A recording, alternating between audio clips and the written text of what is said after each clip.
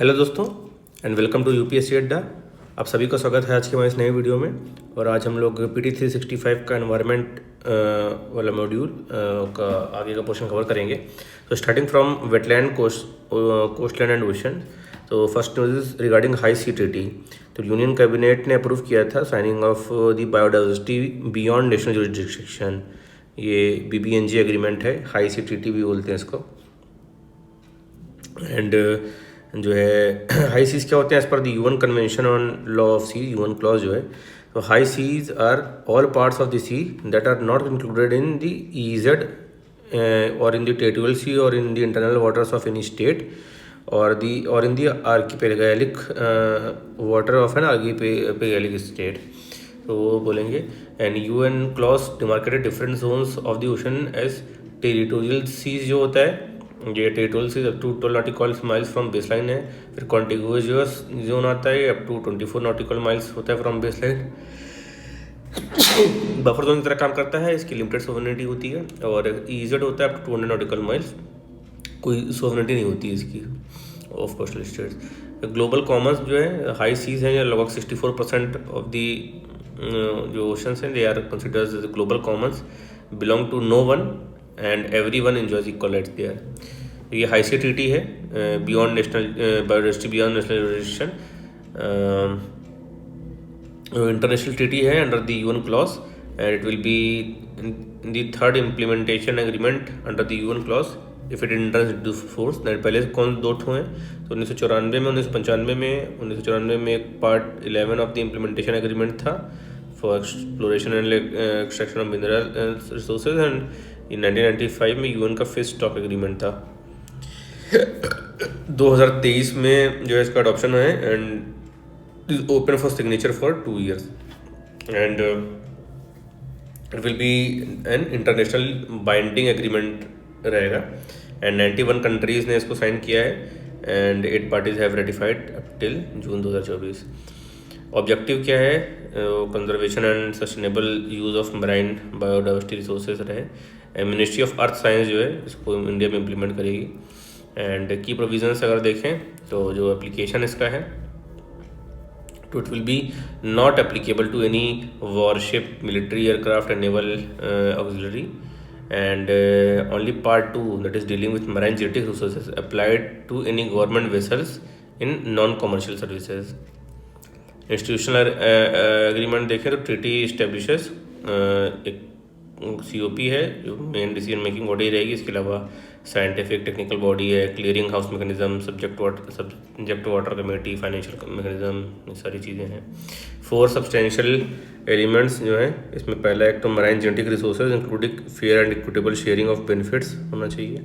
दूसरा है measures such as area based measurement tool including the marine protected areas. जो area based measurement tools हैं establishes well connected network of man protected areas. And जो man to the date जो largest man protected area है ये Antarctica का Ross Sea है। And third is environmental impact assessment and capacity building and transfer of marine technology. 4 element हैं, एक तो genetic resource से रिलेटेड है, area based management tool, environment impact assessment, capacity building and transfer of marine technology. UN convention on laws of the seas, UNCLOS के बारे में अगर देखें थोड़ा, तो कंप्रेहेंसिव इंटरनेशनल लॉ है for legitimate behaviour on and use of seas and oceans everywhere. 1982 में adopt किया गया था, 1994 में इन्फोर्स हुआ था एंड ऑलमोस्ट यूनिवर्सल एक्सेप्टेंस है। 170 स्टेट पार्टीज हैं इंक्लूडिंग इंडिया। प्रोविजंस देखें तो it defines right and duties of nation regarding the activities in the ocean, it addresses issues on the sovereignty, establishes international seabed authority. And next news is regarding coral bleaching. तो जो है recently wide spread coral बीच जो है ये हुआ था Indian coast के long. तो कहाँ है, तो एक लक्षद्वीप आइलैंड में है। इंडिया में पहले बात कोरल्स कहाँ देख लेंगे, तो लक्षद्वीप में है, फिर Andaman Nicobar, gulf of Munnar, bay of Bengal, Arabian sea में एंड गल्फ ऑफ कच्छ यहाँ है। तो उसमें जो लक्षद्वीप आइलैंड है ये कोरल एटॉल से बना हुआ है, सिग्निफिकेंट रिस्क है इसको। And bleaching is seen almost across all species like Acropora muricata and Porites cylindrica, ये सारे जो है कोरल्स की स्पीशीज़ हैं at the Kavaratti island. Species that are often more stress tolerant such as जो है Porites lutea and Pavona varians have also begin bleach, जो कि स्ट्रेस टॉलरेंस है वो भी होने लगे। गल्फ ऑफ मुन्नार में the live coral cover of gulf of Munnar जो है डिक्रीज हो गया है, 37 से 27 हो गया है। एंड गोवा में भी स्टार्ट हो गया है, गोनियोपोरा करके उसमें शुरू हो गया है ब्लीचिंग। तो देखें तो कोरल्स जो है इनवर्टिब्रेट एनिमल्स होते हैं, belonging to a large group of animals called Cnidaria, and they are classified hard coral and soft coral होते हैं। हार्ड अपना rock and like calcareous skeleton होता है उनका। Coral reefs are formed by polyps of hard corals which establishes symbiotic relationship with the zooxanthellae. Growth condition अगर देखें तो warm water होना चाहिए, जो है 23 से 29 डिग्री सेंटीग्रेड उसका टेम्परेचर हो, सॉल्टी वाटर हो, क्लियर शैलो हो, ये and stable temperature and abundant sunlight मिले, ये सारे इसके कंडीशंस हैं, वहीं ग्रो करेगा। सिग्निफिकेंस ऑफ रीफ्स क्या होते हैं तो रेन फॉरेस्ट ऑफ ओशन इनको बोलते हैं, supporting 25% of the marine life and it minimises storm impact and tourism promote करता है, कार्बन सिंक की तरह काम करता है। कोरल ब्लीचिंग क्या होती है, जब कोरल स्ट्रेस्ड होते हैं by change in the condition such as temperature, light, nutrients, जो सिम्बायोटिक एल्गी है वो एक्सपेल हो जाते हैं और जो कोरल्स हैं बिकम कम्प्लीटली वाइट। 2023-24 में is being named as the 4th global mass coral bleaching event and factor responsible है इंक्रीज का ocean temperature due to climate change, sun run off and pollution, extreme low tides, ocean acidification, biological invasion, epizootic जो है pathogen induced bleaching also rising. Initiative क्या लिए गए इसको सही करने के लिए, तो लीगल्स हैं like coastal regulations ZRZ notification 1991 का, EPA है 1996 का। इसमें coral species are listed under the schedule 1 of the Indian wildlife protection act जो है WPA 72 है। And coral reef recovery project Mithapur gulf of Kutch में है एंड गुजरात का मराइन नेशनल पार्क है, लॉन्च हुआ 2008 में ही coral reef recovery project Mithapur program by wildlife trust of India and Gujarat forest department. Zoological survey of India ने with Gujarat forest department successfully restored किया coral reef in the gulf of Kutch and the restoration of a branching coral species जिसको staghorn corals को होते हैं that had gone extinct about 10,000 years ago to the Gulf of Kutch was successful हो गया है and ये इसको दोबारा लाया गया है बाई बायोरॉक टेक्नोलॉजी का यूज़ करके।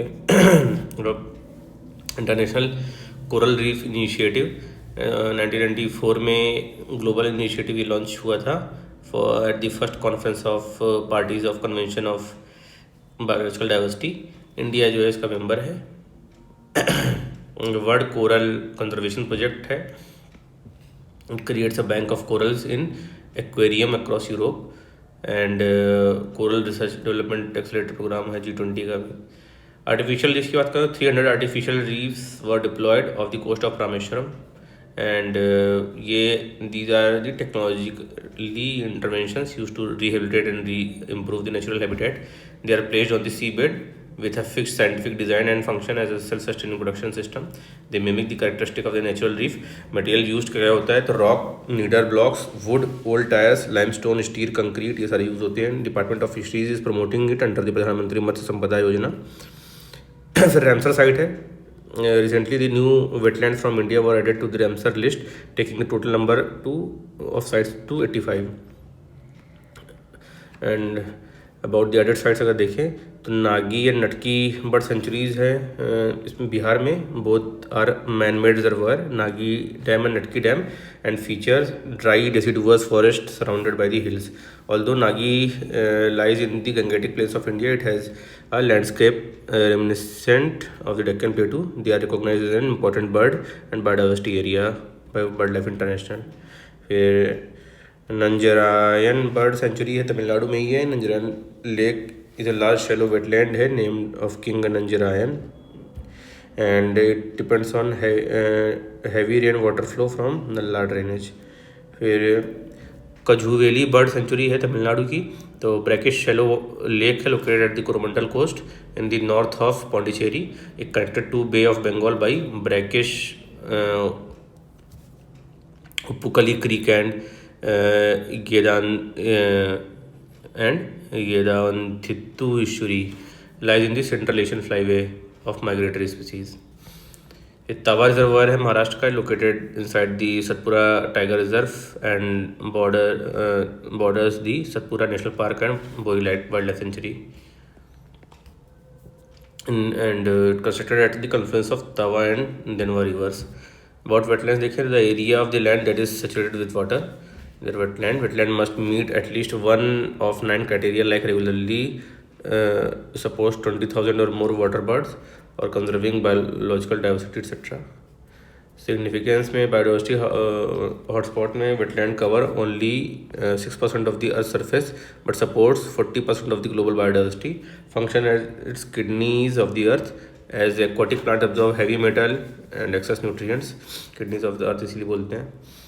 Ramsar convention intergovernmental treaty है for conservation wide use of wetland के लिए। ईरान में है 1971 में, रैमसर में वहाँ हुआ था। एंड इंडिया हमारी पार्टी में 1982 में। And list of wetland of international importance और दी रैमसार लिस्ट होती है that contains wetland which holds significance value to the humanity. Ramsar list में wetland in the Ramsar list meet at least one of the 9 criteria as defined under the convention. Contracting parties are expected to manage their Ramsar site to maintain their ecological character. Montrex record क्या है? Ramsar site where changes in the ecological character have occurred, उसको बोलते हैं। तो भी India में Loktak lake of Manipur, Keoladeo national park of Rajasthan जो है मॉन्ट्रेक्स रिकॉर्ड में। Tamil Nadu has maximum number of Ramsar sites followed by UP. उधर जो वेटलैंड न्यूज़ में थे उसमें देखें तो लद्दाख में पैंगोंगसो है, अपना एंडोरेटिक ये लैंडलॉक लेक है and world's highest salt water lake है। 1/3 of the lake lies in India, 2/3 China में।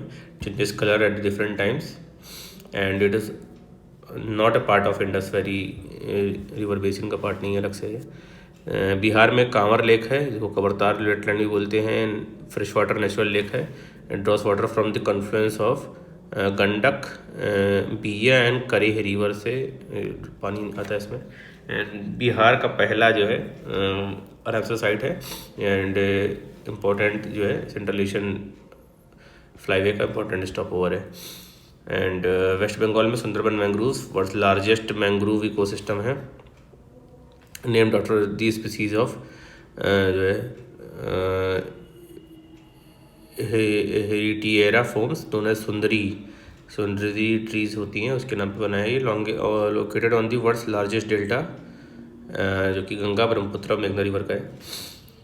फिर पुलिकेट लेक आंध्र प्रदेश में, located at the border of Andhra and Tamil Nadu के जो है बॉर्डर पे है। Second largest brackish water lake है in India.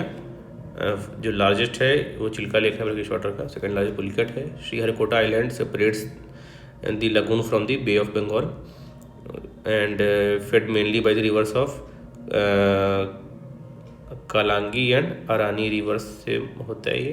and largest congregation of flamingos को सपोर्ट करती है पुलिकेट लेक। ये अदर रिलेटेड इनिशिएटिव देखेंगे तो United Nations water convention spring initiative है। तो UN backed network principles for responsible investment was launch. Spring करके एक न्यू इनिशिएटिव है to hold and reserve the nature loss by 2030। Spring initiative supported by the coalition of 200 investors managing $15 trillion.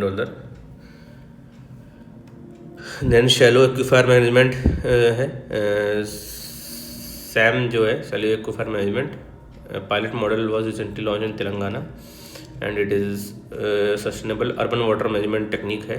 It involves drilling shallow water bore wells to pump out the water. It is a part of Amrut scheme under the Ministry of Housing and Urban Affairs and National Aquifer Mapping and Management Program जो NAQUIM है। It aims to characterize the aquifers and develop plan for groundwater management। फिर fish MIP initiative है। Fish MIP according to this, the global projection of exploitable fish biomass shows 10% decline हो गया है एक्सप्लोरेबल fish बायोपाम में. Fish map initiative जो है 2013 में launch हुआ गया था.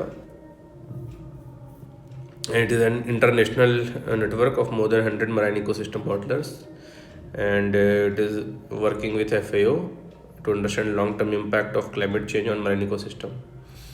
And FishMap 2.0 जो है 2024 में बना था to increase the reliability of modeling projections.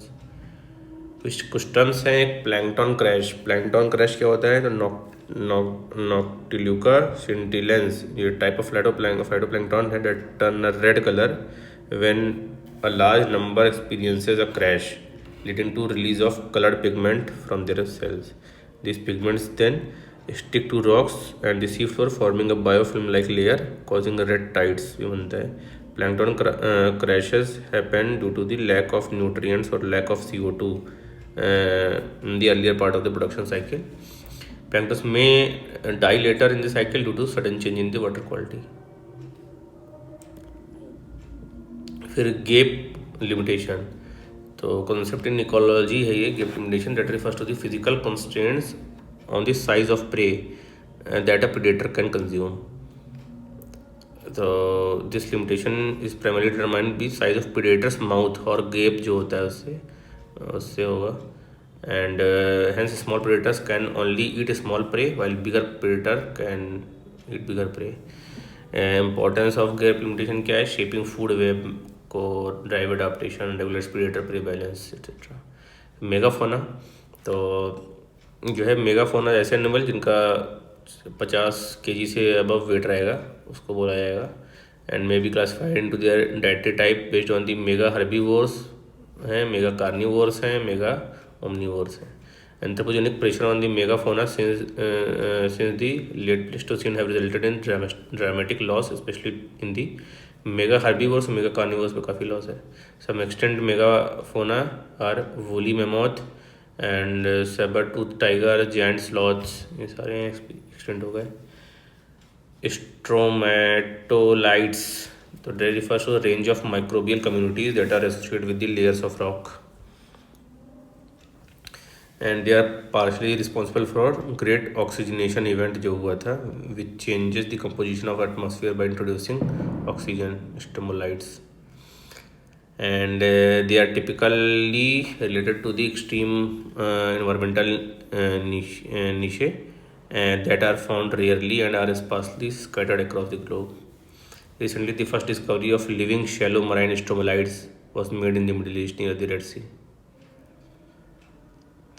फिर environmental DNA, eDNA is organismal DNA that is released in the environment from cellular material shed by organism via skin and excreta etc. into aquatic or terrestrial environment. And eDNA is increasingly being used to detect the presence of species and assess the biodiversity in an ecosystem. Unlike conventional method, eDNA approaches is reliable, accurate and can be done at a low cost. This information can be used to inform the IUCN Red List of threatened species and other conventional tools. Specification क्या है? Specification is a lineage splitting event that produces two or more separate species. This process generates biodiversity. Modes of speciation क्या है? तो allopatric new species formed from the geographically isolated population. Peripatric new species formed from the small population isolated at the edge of the larger population. Parapatric new species formed from a continuously disturbed population. Sympatric new species formed from within the range of ancestral population. तो ये होता है speciation का जो है अलग mode है. एरोपैट्रिक हो गया फ्रॉम जियोग्राफिकली आइसोलेटेड पॉपुलेशन से हो गया. Peripatric from a small population isolated at the edge of a larger community से बने peripatric.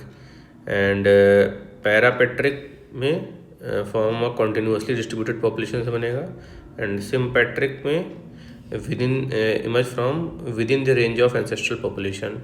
It can happen even when population live in the same area without geographical barriers.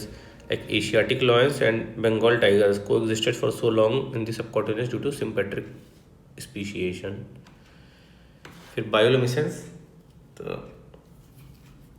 Bioluminescence जो है, it is a property of living organism to emit light, and light emitted is produced by the energy released from enzyme catalyzed oxidation reaction. Enzyme catalyzed oxidation reaction in organism requires two unique chemicals, luciferin and other luciferase or photoprotein.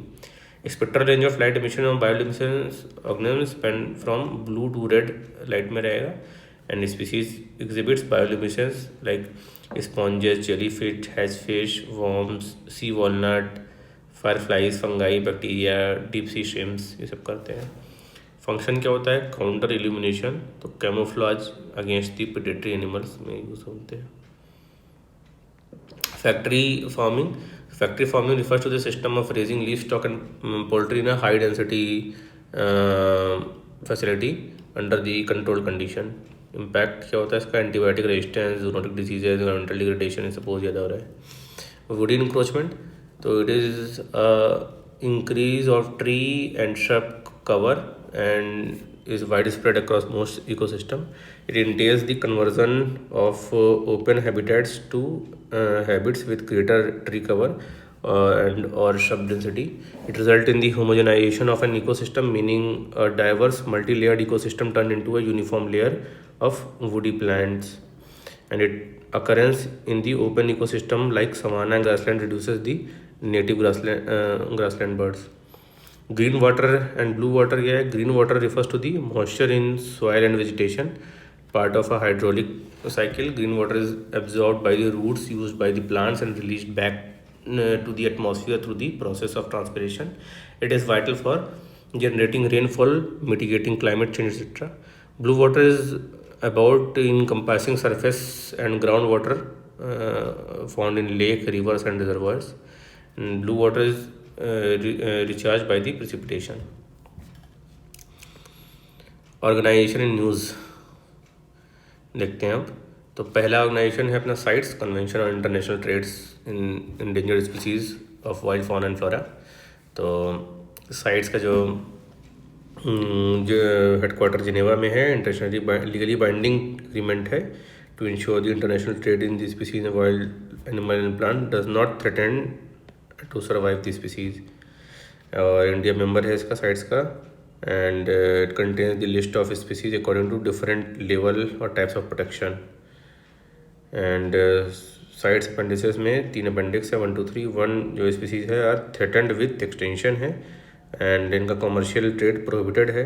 Trade 2 में they are not currently prohibited but become so without control trade.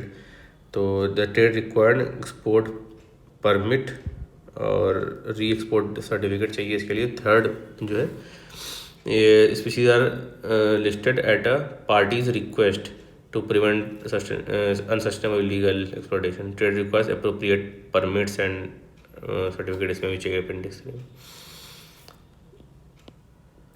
तो report जो CITES निकालता है, global picture report है and world wildlife trade report, इन 2 चीज़ ये निकालता है sites.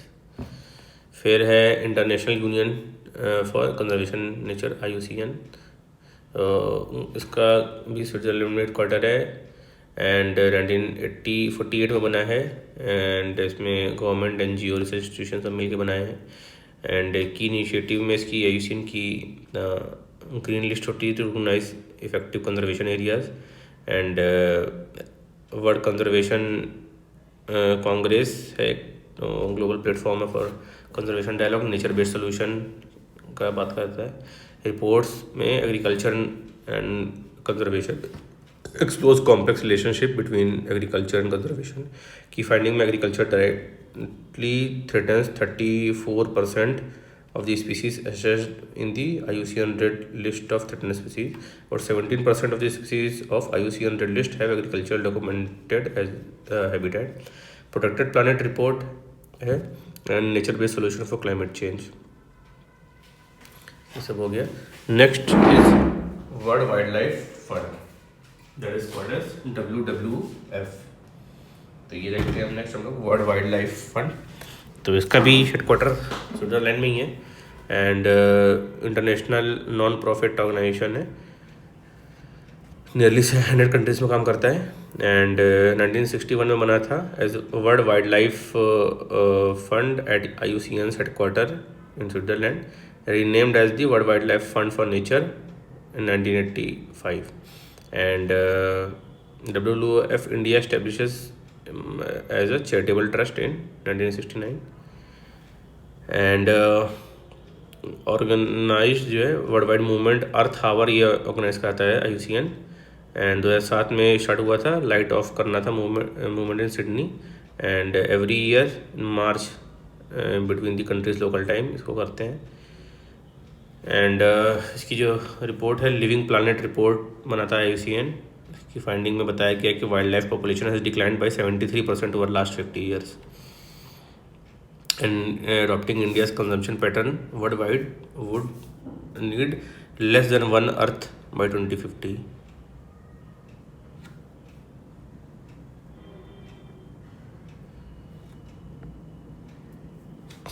Next is climate change. Next हम लोग क्लाइमेट चेंज देखते हैं। तो क्लाइमेट चेंज में फर्स्ट न्यूज़ है अपना NDCS का नेशनली डिटरमाइंड कंट्रीब्यूशंस। तो NDCs जो है ये भाई एकदम याद होना चाहिए। तो नेशनली डिटरमाइंड कंट्रीब्यूशंस क्या क्या हैं, India's nationally determined contribution in CDs, each party of to the Paris agreement is each party of the Paris Agreement is required to establish an NDC and uptake it every 5 years। India ने submit किया था सबसे पहले अपना NDC 2015 में और उसके बाद से उसको अपडेट हुआ था 2022 में, ये अपडेटेड है। तो 2030 तक के क्वान्टिटेटिव टारगेट्स हैं उसमें। तो पहला टारगेट जो है कि रिड्यूस करना है emission intensity of its GDP 2005 का जो बेस लेवल है उससे, तो अपडेट में 45% तक अपडेट करना है। उसमें अचीव द रिडक्शन बाई 33% कर लिया है 2005 से 2019 तक में। एंड दूसरा है अपना जो इलेक्ट्रिसिटी पावर है non fossil fuel based energy से आनी चाहिए 50% 2030 तक, उसमें 43.1% हो गया है। तीसरा है to create additional carbon sink through the additional forest and tree cover, तो उसमें 2.5 to 3 बिलियन टन जो है CO2 इक्विवेलेंट होना चाहिए। India is in its updated जो NDC है 2022 का has included a component of mass movement for life, that is lifestyle for environment as a key to achieving this targets. And इसके अलावा India का जो है पंचामृत कॉन्सेप्ट भी है। तो पंचामृत ग्लासगो में COP26 जो हुई थी उसमें इंडिया ने कमिट किया है 5 क्लाइमेट एक्शंस एज पंचामृत। क्या क्या है पंचामृत इंडिया के, तो पहला है अपना रीच करना है 500 gigawatt fossil fuel energy capacity by 2030, meet 50% of its energy requirement by from renewable energy by 2030 and reduction in the total project carbon emission by 1 billion ton and reduction of the carbon intensity of the economy by 45% by 2030, achieving the target of net zero emission by 2070। ये पंचामृत है। फिर कुछ sorry India के long term low carbon development strategy है, तो they are submitted to UNFCCC and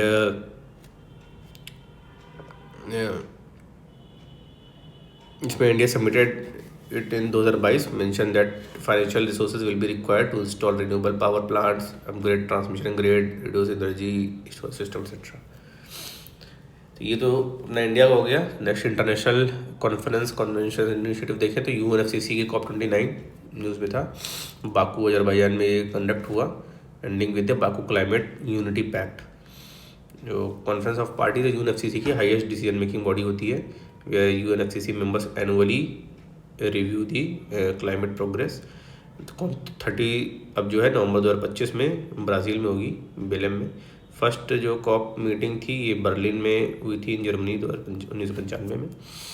की outcome जो अभी 29 बाकू वर्ल्ड में है, उसमें क्या क्या हुआ है। तो एक तो new collective quantified goal on the climate finance जो है, इसको बाकू फाइनेंशियल गोल्स ये बनाए गए हैं। तो उसमें goals are for financing the climate action for developing countries करना है। इसमें ट्रिपल फाइनेंस की बात की गई है। एंड उसमें triple finance to $300 billion annually by 2035, effort to mobilise 1.3 trillion annually by 2035। ये है कार्बन मार्केट एंड आर्टिकल है transparency, adoption and indigenous people and local communities की बात है। फिर जेंडर एंड क्लाइमेट चेंज, ये सारी चीज़ें हैं। इश्यूज़ क्या हैं, तो डेडलॉक है on mitigation work programme. And इसके अलावा next round of national determine contribution डिसीज़ को पोस्टपोन कर दिया गया है एड ऑफ COP30। फिर यूएनएफसीसी की बात में देखें हम लोग, तो ये अडॉप्ट किया गया था इन 1992 at the earth summit in Rio de Janeiro, intern into force in 1994। And objective देखिए तो stabilises green house gas concentration in the atmosphere, and India भी पार्टी है इसका। क्योटो प्रोटोकॉल, पेरिस एग्रीमेंट्स के 2 की एग्रीमेंट है। And Kyoto protocol binding commitment है for developed nation to reduce green house gas emission. Paris agreement global accord है to limit temperature rise below 2 degree centigrade, aiming for 1.5 degree centigrade. फिर key initiative declaration जो launch किया गया COP26 में, तो उसमें reducing methane from organic waste declaration है। फिर global energy storage and grid pledge है। Green energy pledge, green energy zones corridors है। हाइड्रोजन डिक्लेरेशन है। Baku Harmoniya climate initiative for farmers है। क्लाइमेट फाइनेंस एक्शन फंड बनाया गया। And Baku initiative for climate finance investment and trade dialogue है। Global match making है to accelerate the decarbonisation of heavy emitting industries. फिर global match making platform हो गया। इसके बाद there is declaration on green digital action, continuity coalition for climate and health, Baku dialogue on water and climate action, 1.5 degree partnership for action on climate transition, PACT programme है। इसके अलावा COP29 declaration on enhanced climate action in tourism है। Global energy efficiency alliance है launch by UAE। And hydro for net zero LAC initiative है to develop and modernise sustainable hydro power projects. Global alliance for pumped storage है। And rising ambition and accelerating delivery of climate finance initiative है। ये सारी चीज़ें ली गई। India का अगर देखें रोल, तो इंडिया ने क्लैरिफाई किया था it's climate negotiation stands in the COP29। India stands was proposed a goal of 1.3 trillion annually under the CQG, and it opposes changes in the scope of mitigation work program and attempts to alter the temperature goals of the Paris climate को oppose किया India ने। India asserted that developed countries should provide finance and technical support to the developing countries, and India opposes follow-up mechanism for global stockade outcomes, and criticize UAE dialogue text for its lack of connection of finance imbalances। जो global stocktake है is a process for countries to see whether they are collectively making progress towards meeting the Paris goals जो है once every 5 year. Okay, outcome की mechanism को उसको oppose किया India. Called for the clear indicators to measure the progress of adoption, oppose the use of third party database, supported the establishment of Baku road map को support किया है। And side events की बात करें तो disaster resilience infrastructure with CDRI focused on the climate resilient infrastructure for 12 small island developing states projects has announced. Lead IT meet है co-hosted with Sweden aimed at accelerating the low carbon industry transition and energy transition with global south है with IS है and India Sweden का जो industry transition partnership है. Article 6. So after a decade of negotiation, the rule of carbon trading under the Article 6 of the Paris Agreement have been finalized. तो Article 6 of the Paris Agreement क्या बोलता है? It provides mechanism for countries to cooperate in achieving their NDCs through carbon market consisting of 2 market-based and 1 non-market-based approach. तो carbon market जो है trading system है where entities can buy carbon credit to offset their green house gas emissions and one tradable carbon credit generally equals to 1 metric tonne of carbon dioxide के बराबर होता है. And ये जो है क्योटो प्रोटोकॉल में introduce किया था कार्बन ट्रेडिंग का सबसे पहले. मैकेनिज्म अंडर आर्टिकल 6 जो मार्केट बेस्ड अप्रोच में डिसेंट्रलाइज्ड अप्रोच है, सेंट्रलाइज्ड अप्रोच है. तो जो डिसेंट्रलाइज्ड अप्रोच है वो बायलैटरल कोऑपरेशन है, trading of international transfer mitigation outcomes उनकी ट्रेडिंग करना है, करस्पॉन्डिंग एडजस्टमेंट ऑफ एनडीसीज करना है on the trade of ITMOs. Centralised approach है, establishes a global carbon market, it uses baseline and crediting mechanism. Non market based approaches में introduces non market approach to promote mitigation adaptation. No trading of emission reduction is involved and involves more than one participating party. And about corresponding adjustment देखें article 6.2 changes made in the country's emission level to reflect the transfer and acquisition of ITMOs. sorry difference देखें between the carbon trading of Kyoto Protocol and Paris Agreement. तो scope of participation जो है it is limited to developed countries with project hosting for developing countries. Paris agreement में inclusive है for all countries है. Adoption funding जो है share Kyoto के हिसाब से share the proceeds of CDM project directed to the adaptation fund. And Paris agreement में 5% of proceeds from article 6.4 transaction allocated to global adaptation fund में भी जाएगा. And market scope में Kyoto Protocol focuses on the project based mechanisms like clean development mechanism and joint implementation. And Paris Agreement combines market and non-market approaches.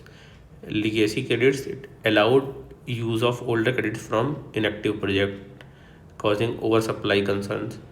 And इसने restrict किया था legacy credit use को. And only post 2013 credits are allowed. Next आता है आपका climate finance. तो climate finance की बहुत बात होती है.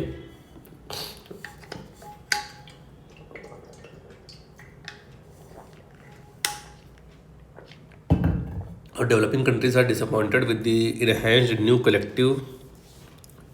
कलेक्टिव क्वान्टिफाइड गोल NCQM है ऑन द क्लाइमेट फाइनेंस. इससे डेवलपिंग कंट्रीज काफ़ी डिसअपॉइंटेड है. NCQM प्रपोज हुआ था COP 21 पे for setting new climate finance goal post 2025. Article 9 of the Paris agreement mandate developed countries to provide financial support to developing countries. Climate finance जो है it is a local national और transnational funding from private public और alternative sources to support climate change mitigation and adaptation particularly in developing countries. UNFCCC के हिसाब से define किया गया climate finance को. की फैक्ट्स अबाउट क्लाइमेट फाइनेंस देखें 90% of climate finance goes to the mitigation access में जाता है as per the UNDP report. 94% of the existing climate investments is either through debt और equity as per the climate policy initiative. Global financial mechanism under the UNFCCC क्या क्या है. Financial mechanism में loss and damage fund है. And loss and damage fund तो COP 27 में Egypt में ये इस्टेब्लिश हुआ था. एंड ग्रीन क्लाइमेट फंड है COP 26 में 2010 में इस्टेब्लिश हुआ था. फिर अडाप्टेशन फंड है 2021 में इस्टेब्लिश हुआ था. And special climate change fund है ये भी 2021 में COP7 में इस्टेब्लिश हुआ था, administered by global environment facility and least development countries fund है। ये भी COP7 2001 में इस्टेब्लिश हुआ है। ये भी एडमिनिस्ट्रेड है by global environment facility. Fund for responding to loss and damage fund, तो the board of loss and damage fund decided to call funds as fund to respond to loss and damage, and the host country for the board of fund will be Philippines। Global environment facility भी आते हैं, तो 67th GF council ने approve किया था कुछ 736 million funding की। तो the funding has been mobilised for the project of the green environment facility trust fund, least development countries fund, biodiversity framework fund, ये सब पे। It includes the projects like great green wall, sustainable cities integrated programme etcetera. Green wall जो है ये अपने साहिल reason of Africa में है, and sustainable cities integration programme जो है ये अर्बन सिस्टम ट्रांसफॉर्मेशन के लिए है। It also include 2 Indian projects, तो enhancing the conservation and sustainable use of biodiversity to meet the commitment to Kunming-Montreal global biodiversity framework targets, and cohabitat जो conservation and sustainable management of wetland, forest and grassland है to secure the population of migratory species along the Central Asian climate in India।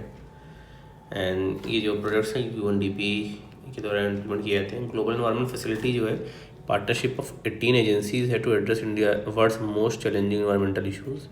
1992 में establish हुआ था post Rio earth summit, and governance जो है इसी GF council में governing body है। ये 5 कन्वेंशंस को सर्व करता है, ये बहुत इंपॉर्टेंट है 5 कन्वेंशंस। इसको उसको करता है GF फंड, एक तो UNFCCC, UNCBD, UNCCD, Stockholm POP and Minamata convention. World Bank trustee है, इंडिया में मेंबर है। And initiative and focus area देखें तो स्मॉल ग्रांट प्रोग्राम चलता है, लीस्ट डेवलपमेंट कंट्रीज फंड है, special climate fund, change fund, planet gold, blue nature alliance, ये सारे फोकस एरियाज हैं। Next coming to the Antarctic treaty, तो अंटार्कटिक ट्रीटी काफ़ी न्यूज़ में है। न्यूज़ में क्यों है? 16th Antarctic treaty कंसल्टेटिंग meeting and 26th committee on environmental protection concluded in India.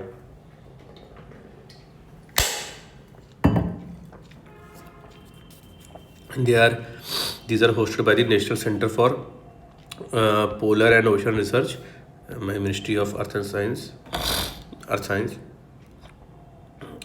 National centre for polar and ocean research जो है ये 1998 में इस्टेब्लिश हुआ था, autonomous research and development institution है। एंड अंटार्कटिक ट्रीटी के बारे में देखें अगर, तो 1959 में बनी थी इन Washington by 12 countries and enter into 1961। अभी 57 आउट ऑफ विच 29 मेंबर्स जो है are consultative parties, decision making में भाग लेते हैं। इंडिया भी जो है कंसल्टेटिव पार्टी है। एंड ये एप्लीकेबिलिटी इसकी area south of 60 degree latitude जो है वहाँ पे रहता है केवल। की प्रोविज़न में एक तो पीसफुल यूज़ करना है केवल, फैसिलिटेट करना है international scientific cooperation, prohibit nuclear explosion, radioactive waste disposal, military deployment. Other efforts इसके अलावा अंटार्कटिक ट्रीटी के अलावा और क्या क्या एफर्ट लिए गए, तो एक तो पहला अंटार्कटिक ट्रीटी हो गया, इसके अलावा convention on conservation of Antarctic seals है 1972 का, एक convention on conservation of Antarctic marine living resources है 1992 में, and protocol for environmental protection of Antarctic treaty है, मैड्रिड प्रोटोकॉल जिसको बोलते हैं। तो इसको साइन भी किया है इंडिया ने, और ये मराइन लिविंग रिसोर्स को तो रेटिफाई भी कर रखा है। इंडिया के अंटार्कटिक इनिशिएटिव देखेंगे तो रिसर्च स्टेशन बनाया है दक्षिण गंगोत्री 1983 में फर्स्ट जो था, जो लेकिन ये भी अबेंडेंट हो गया। करंटली ऑपरेशन में मैत्री है 1989 से चल रहा है, भारती है, मैत्री 2 अनाउंस हो चुका है। इसके अलावा अंटार्कटिक एक्ट में the forming treaty commitment and it enacted इन 2022 में अपना अंटार्कटिक एक्ट भी बनाया है। अगर इनिशिएटिव देखें तो climate technology centre network, climate technology centre network CTCN 10th anniversary मनाई अपनी, कोपेनहेगन डेनमार्क में है, 2024 में इस्टेब्लिश हुआ था। इम्प्लीमेंटेशन आर्म है technology mechanism of United nation framework convention on climate change में, UNEP होस्ट करता है। And promotes accelerated transfer of environmentally sound technologies. Then Climate Promise Initiative, UN Development Program unveiled the Climate Promise 2025, next stage of its Climate Promise Initiative. Climate Promise Initiative, one it is an initiative to support developing countries on their climate action, and it is world's largest offer to support to developing countries on NDCs. Next है greening educational partnership, UNESCO ने launch किया है 2 new tools, एक new greening curriculum guidance and new green school quality standard under the greening education partnership. ये global initiative है to tackle the climate crisis by harnessing the critical role of education. And जो 2 tool हैं, एक तो new green curriculum guidance, ये common understanding है of what climate education should consist of, and जो new green school quality standard है, minimum requirement on how to create green school. Climate policy initiative, climate policy initiative release किया global landscape of climate finance 2024 report during this COP29। तो जो ये climate policy initiative है 2009 में बना था, and इसकी जो की फाइंडिंग ऑफ रिपोर्ट्स क्या रही, तो climate flows are likely to have surpassed $1.5 trillion 2023। Fossil fuel investment and consumer fossil fuel subsidies continue to increase annually. And science based target initiative SBTI, तो climate experts voiced concern regarding the SBTI's decision allowing the companies to offset these greenhouse gas emission from their value chain. Science-based target initiative is a corporate climate action organization that enables companies and financial institutions worldwide to combat the climate crisis. It developed standard tools and guidance to meet the corporate climate targets. It is incorporated as a charity. And CBTI's partner include Carbon Disclosure Projects, United Nations Global Compact, We Mean Business Coalition, ये सारे हैं। फिर NICES programme है, national information system for climate and environmental studies. NICES programme has invited Indian researchers to join combating climate change. Conceptualized 2012 में, it is operated by the ISRO and Department of Space along with the other ministries under the framework of National Action Plan on Climate Change.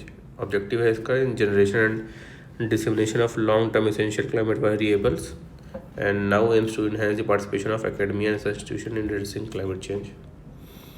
फिर International Network for Terrestrial Research and Monitoring in the Arctic, INTERACT. INTERACT is a project of a large scale of research station focused on Arctic and surrounding region, and funded by European Union है, with the objective to build capacity for identifying, understanding, objectively responsive to diverse environmental challenges throughout the wide environmental land use envelopes of the Arctic. फिर 1 million youth action challenge है, 1 million youth action challenge is promoted by 1UN climate change learning partnership, and this 1 million youth action challenge is encourage youth to of age 10 से 30 years to take concrete action for more sustainable future, to work to promote 4 sustainable development goals. SDG 6 है for clean water and sanitation, SDG 12 है responsible consumption and production, SDG 13 climate action, SDG 14 life on land. Next is climate mitigation and adaptation.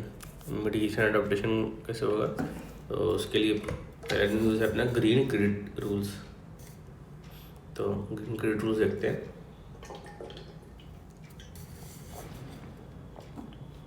Recently ministry of environment forest ने issue किया है further guidelines on its green credit programme. Ministry of environment and forest.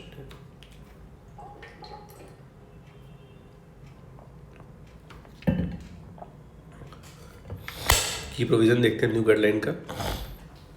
Due to focus of work for plantation on degraded forest under the GCP on their eco restoration, number of trees to be planted depends on the site characteristic पे depend करेगा। Activities for eco restoration not to be limited to the plantation of trees. Preference to indigenous species दी जाएगी plantation के लिए। Cost estimate में be titled as eco restoration of the identified degraded forest. It instructs forest department to conduct tree plantation within 2 years। About green credit देखें तो singular unit of an incentive provided for a specified activity delivering positive impact on the environment. They can be traded on a dedicated exchange similar to the carbon credits. Green credit है and carbon credit है। तो under the green credit program operating under the Environment Protection Act of 1986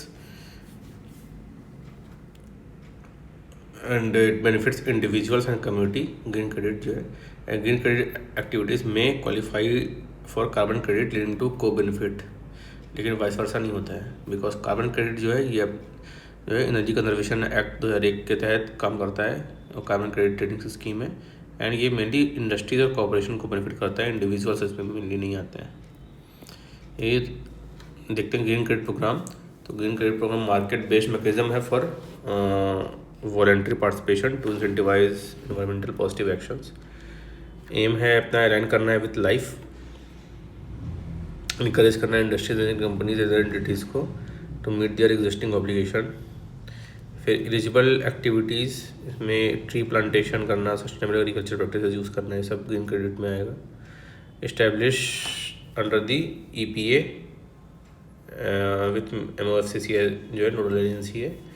governance structure में inter ministerial steering committee एक, फिर Indian council of forest research and education ICFRE जो है serve as administrator and project registration verification issuance of green credit platform established by this institution. Other carbon market and carbon trading schemes in India, तो एक CCTS है अपना carbon credit trading scheme 2023। It establishes Indian carbon market under the 2 mechanisms, एक compliance mechanism है, एक offset mechanism है। Compliance mechanism mandatory programme है for energy intensive industries, उसमें 9 सेक्टर्स आते हैं like fertiliser, iron steel, pulp and paper, petrochemical, petroleum refinery. Offset mechanism है, ये वॉलंटरी प्रोजेक्ट बेस्ड मैकेनिज्म है for it is not covered under the compliance mechanism, वो सारे offset mechanism में आएंगे। ये अपना कंप्लायंस जो है ये मैंडेटरी है और ये वॉलंटरी है ऑफसेट वाली। अदर इनिशिएटिव देखें तो पैड स्कीम है। पैड स्कीम जो industries that exceeds their targets earn energy saving certificates which can be traded with those who fall short. इस कार्ड जो होती है एनर्जी सेविंग सर्टिफिकेट को अपना ट्रेड कर सकते हैं। Renewable energy certificate scheme REC scheme, तो ये भी मार्केट बेस्ड इंस्ट्रूमेंट है to facilitate compliance of renewable energy purchase obligation RPOs। तो एक REC 1 मेगावाट ऑफ इलेक्ट्रिसिटी के बराबर होती है, तो RPO ऑब्लिगेशंस की ट्रेडिंग कर सकते हैं। एक greenwashing, central consumer protection authority है, उसने इशू किया guidelines for prevention of this green washing. This guidelines are in furtherance to the guidelines of prevention of misleading advertisement जो है उसी के फर्दरेंस में है। They shall be in addition to, not in the derogation to other laws। Green washing क्या होता है? Defines it as the deceptive of misleading practices which include conceal करना, ओमिट करना, हाइड करना relevant information by exaggerating, making vague and false और unsustainable environment claims. Also include use of misleading words, symbols, imagery, placing emphasis on positive environmental aspect while downplaying harmful attributes, ये सारे हैं। की provisions क्या है guideline? तो applicability जो है all environmental claims, manufacturers, service providers, product sellers, endorsers whose service is availed by the advertisement of such products, सब पे applicability है. Substantiation of environmental claims. All environmental claims shall be supported by the accessible, verifiable evidence on independent studies and third-party certification. Adequate disclosure ensures all environmental claims in ads or communication are fully disclosed. Claims must specify whether it refers to goods as a whole or a part. Avoid selectively presenting data and favorably highlight the environmental claims. Aspirational or futuristic environmental claims. Such claims may be made only when clear and actionable plans have developed for achievement of objectives. कितने अलग type की green washing होती है, क्या क्या होता है. एक तो ग्रीन हशिंग होती है. ग्रीन हशिंग क्या होता है?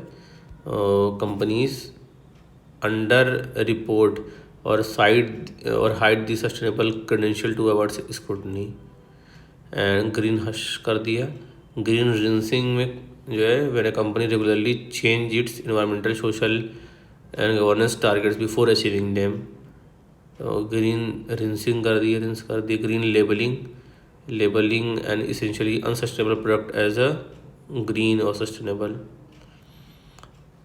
फिर हो गया green lighting, highlighting of a particular green features for a business product or activities to draw attention away from its environmentally harmful actions.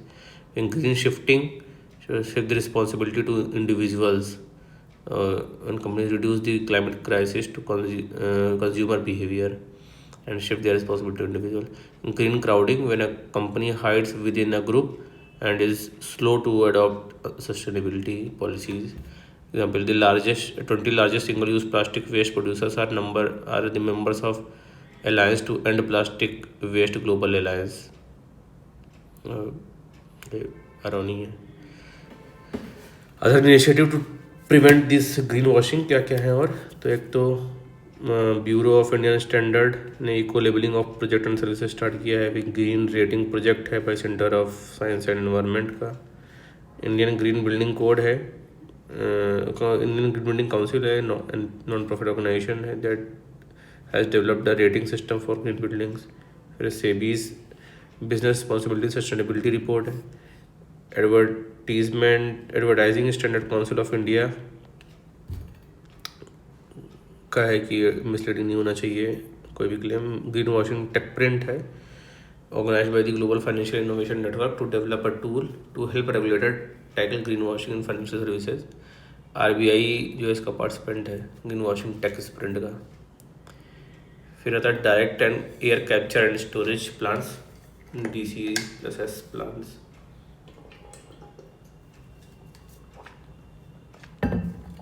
तो वर्ल्ड्स लार्जेस्ट जो है direct air capture and storage memoir plant ये है, Iceland में operate होना शुरू हो गया है. तो कार्बन डाइऑक्साइड रिमूवल टेक्नोलॉजी है which capture CO2 directly from atmosphere at any location and it is distinct from carbon capture which is generally carried at the point of emission. वो अलग चीज़ है. Carbon capture point of emission लगा देते हैं वो अलग है. Direct air capture and storage ये अलग है.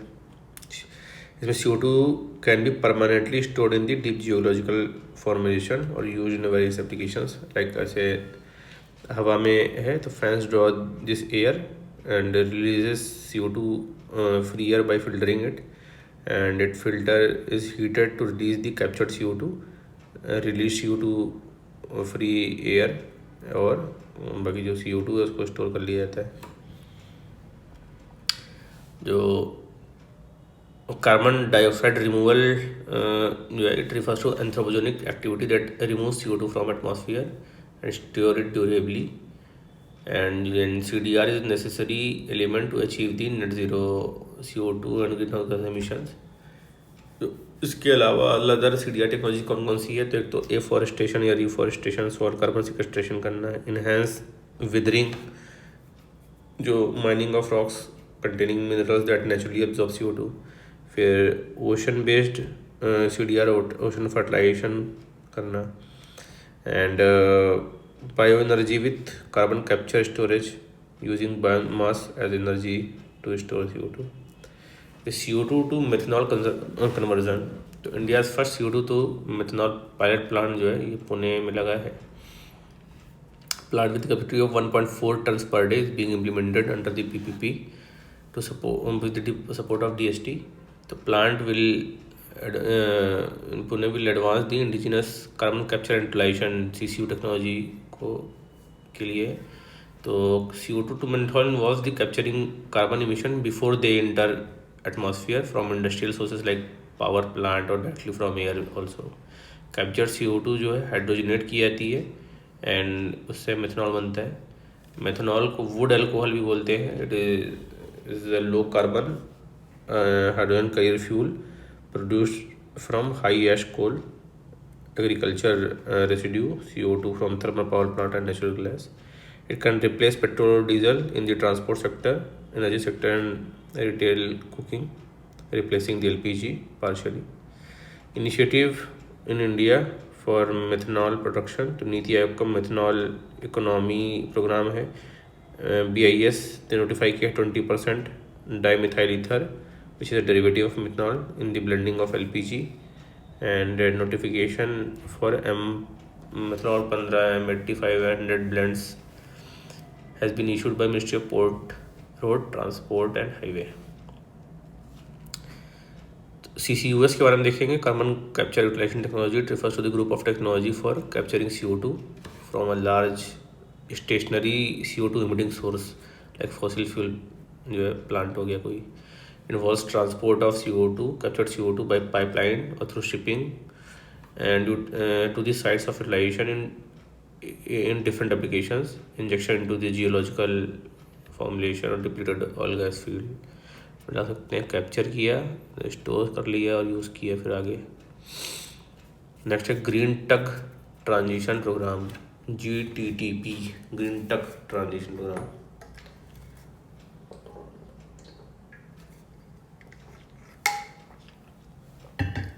तो union minister of port shipping and waterways ने लॉन्च किया है SOP for this programme to drive the transition from conventional fuel based harbour tugs to the greener alternatives.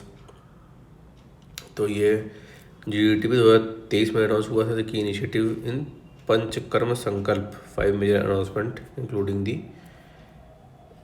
30% financial support for the promotion of green shipping, single window portal to facilitate water, river and sea cruise etc. Aim इसका है to phase out the conventional fuel based harbor tugs operating in the Indian major ports. उनको replace कर देंगे green tug से. टग जो है ये particular class of boat होती है which helps mega ships enter and leave the port. Emission of shipping sector देखें अगर तो globally nearly 3% of world CO2 emit करती हैं. इंडिया में ग्रीन हाउस का एमिशन फ्रॉम मैरीटाइम जो है contribute 1% of overall transport sector. Initiative other initiative देखें तो ग्लोबल लेवल पर रिवाइज ग्रीन हाउस का स्ट्रेटजी है by international maritime organisation and green voyage 2025 है supporting developing countries to reduce emission from shipping. India में Sagarmala project है port led development में maritime India vision 2030 है. कुछ टर्म्स इन दी न्यूज़ है लाइक कार्बन फार्मिंग. तो European parliament and the European council recently reached and provisional agreement on regulation established the first EU level carbon removal certificate framework. Carbon farming regenerative practice है to improve the agriculture, restore करना ecosystem and combat climate change by storing carbon and reducing the emission. Common method देखें तो agro forestry and conservation farming, integrated nutrient management, renewable energy production, grassland conservation ये सब है. की initiative facilitating carbon farming तो global है और Indian level पे है. तो ग्लोबल 4/1000 इनिशिएटिव है. encourages stakeholder to engage in a transition towards a regenerative, productive and highly resilient agriculture. World Bank supported initiative like Kenya's agricultural carbon project. India में carbon credit trading scheme (CCTS) है, launched by the Ministry of Port for trading of carbon credits among the obligated entities. National Mission for Sustainable Agriculture है to promote agroforestry, micro irrigation and crop diversification etc. by the government of India to encourage farmers to be a part of the carbon trading in agriculture. Carbon border adjustment mechanism है, तो Kazan Declaration adopted by the BRICS reacted in the carbon border adjustment mechanism, calling it discriminatory. Carbon border adjustment mechanism ये European border का European union की policy to impose a carbon tax on imports of certain products from countries with less stringent climate policies, like steel पे लगता है carbon tax. Carbon border tax aims to prevent companies shifting production to less regulated countries and implemented in 2023, moves from transitional phase to full enforcement by 2026 हो जाएगा. Other initiative EU का देखें तो European parliament had also approved the Net Zero Industry Act that sets a target for Europe to produce 40% of its annual deployment needs in net zero technology by 2030 based on national energy and climate plans. And global climate change alliance है which is an initiative of the European Union to build a new alliance. In 2015 में GGCA entered a new phase by becoming a flagship initiative global climate finance alliance plus GCCA plus बन गया 2023 में 2015 में. फिर Keeling curve क्या होता है? तो it is a record of atmospheric CO2 from Mauna Loa Observatory since 1958, and the Mauna Loa station है that measures the elements in atmosphere that contribute to the climate change. हवाई में located है the side of Mount Mauna Loa, जो world's largest active volcano है. Global average concentration of CO2 was 4.7 parts per million in March 2024, which is higher than last year. जो कि spike आ रहा है scaling curve में show कर रहा है. कि ग्रीनियम, तो ग्रीन प्रीमियम को ग्रीनियम बोला जाता है. Indian sovereign green bonds hardly receive any greenium from private investors according to the economic survey. Green bonds are debt instrument that fund specific project activities categorised as green. Greenium है refers to the pricing benefits based on the logic that investors are willing to pay extra or accept lower yields in exchange of sustainable impacts. It is the additional cost of choosing a clean technology over one that emits more greenhouse gas. Teal carbon. The India's first teal carbon study undertakes at Keoladeo National Park. Teal carbon cat refers to the carbon stored in non-tidal freshwater wetlands. इसको till carbon कहते हैं. It is colour based, it being a colour based terminology reflect the classification of organic carbon based on its function and location. तो जो purple होता है carbon captured through air और industrial emission. Green carbon है जो terrestrial plants में stored है. Black carbon जो है release through burning of fossil fuel. Red carbon released through biological particles on snow and ice that reduces albedo, and grey carbon released through industrial emissions.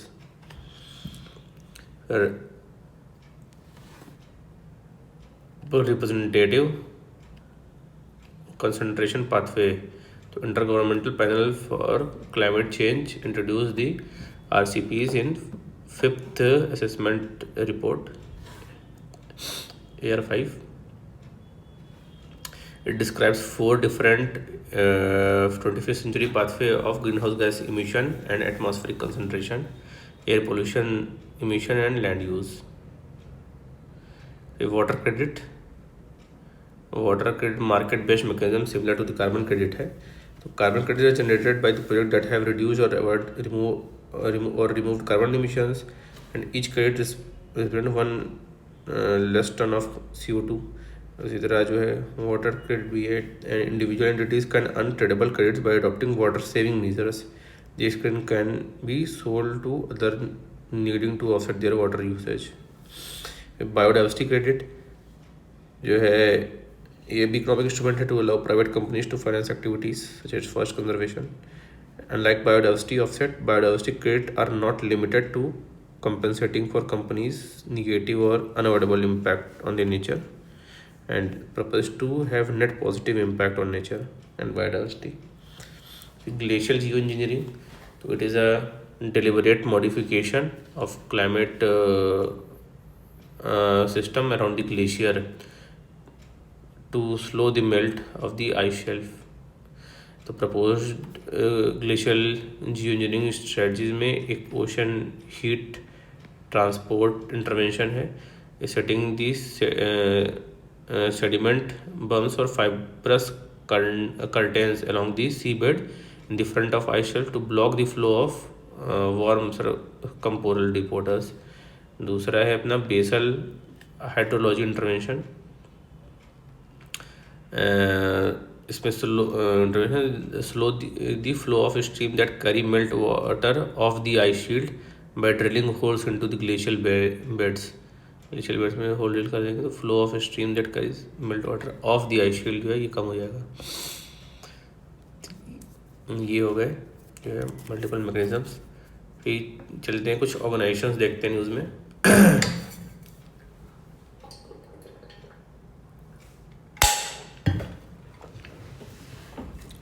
First is UNEP. United Nation Environment Programme, Nairobi Kenya में इसका headquarter है। It's an international environmental authority engage in the establishing an global environmental agenda for promoting efficient implementation of the sustainable development programme. 1972 में बना था following UN conference on human environment. 193 member है, India member है। जो funding जो है voluntary contributions है for over 95% of funding needs. Environment fund of UNEP इसका कोर फंड है। Host of secretariats of various convention and intergovernmental panel of climate change IPCC hosted jointly by UNEP and WMO. Common carbon metric supported by UNEP has been developed for assessing the carbon footprint. Major global multilateral agreement जो under UNEP हुए हैं, अगर वो देखें 1972 में तो बना था, 1973 में साइट्स बना, फिर 72 में कन्वेंशन ऑन दी 1979 में convention on migratory species CMS बोनाचार कन्वेंशन बना। 1989 में बेसल कन्वेंशन बना फॉर ट्रांसबॉर्डरी हजार्डस मूवमेंट के लिए। 1985 में वियना कन्वेंशन था ओजोन लेयर में के लिए।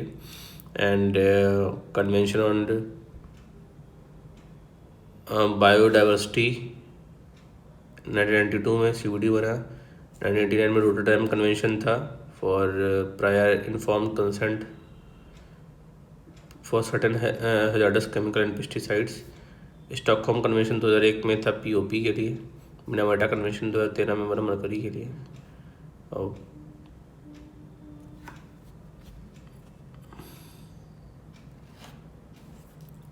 रिपोर्ट और इंडिसेस देखें अगर क्या क्या निकाल देता है UNEP, तो एक तो इमिशन गैप रिपोर्ट 2024 की निकाला है अपना। बोला गया है कि ये गैप ट्रैक करता है between global emission are heading with current country commitment. India is ranked third in total greenhouse gas emission after China and US. Adoption gap report है, and adoption gap is estimated around 187 से 359 billion per year है। Global status report for building and construction 2024 है, jointly published by the Global Alliance of Building and Construction Global ABC। उसमें बोला गया है India is contributing 40% of CO2 emissions to the building. Navigating new horizons of foresight report है। इसमें global poly crisis की बात की गई है। ग्लोबल पॉली क्राइसिस क्या है? तो multiple shocks such as wars, extreme weather, pandemic etcetera face today are interwoven and are a consequence of globalization. World Meteorological Report WMO.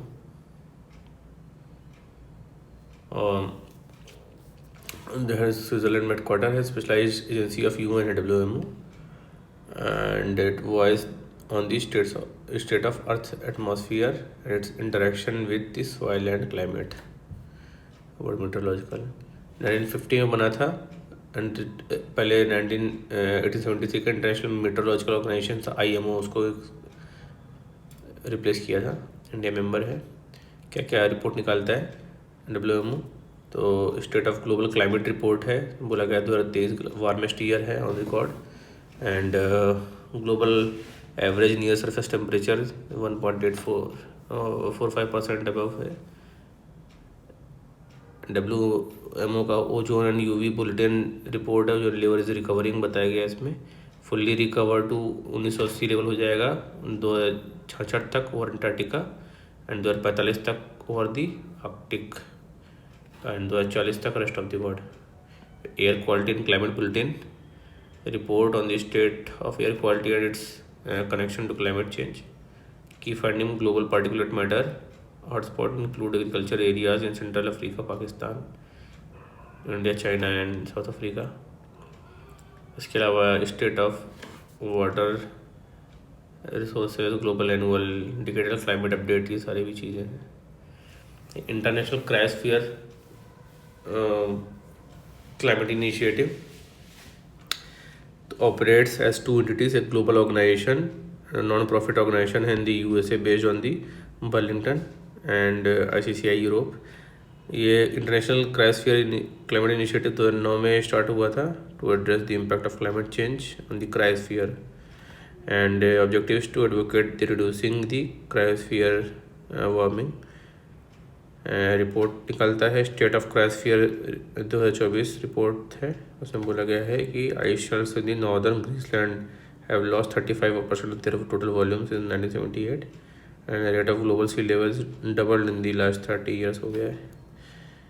तो ये हो गया हमारा भाई कंप्लीट जो PT 365 का क्लाइमेट चेंज वाला जो यूनिट है, एंड इसके आगे हम लोग नेक्स्ट वीडियो में करेंगे। Hope you like this video. अगर अच्छा लगा तो लाइक का बटन दबाएं। ऐसे ही वीडियोस का नोटिफिकेशन पाने के लिए कृपया चैनल को सब्सक्राइब करिए आप लोग, और अपने स्टडी सर्किल में, अपने दोस्तों में, फैमिलीज़ में ये वीडियो भेजिए ताकि लोग समझ सकें, जो लोग इंटरेस्टेड है एनवायरनमेंट के लिए, जो तैयारी नहीं भी कर रहे हैं, जो तैयारी कर रहे हैं वापस में रिवाइज किया जाए। और तब तक के लिए stay healthy, keep your self safe, keep your environment safe and clean. मिलते हैं नेक्स्ट वीडियो में, तब तक के लिए बाय।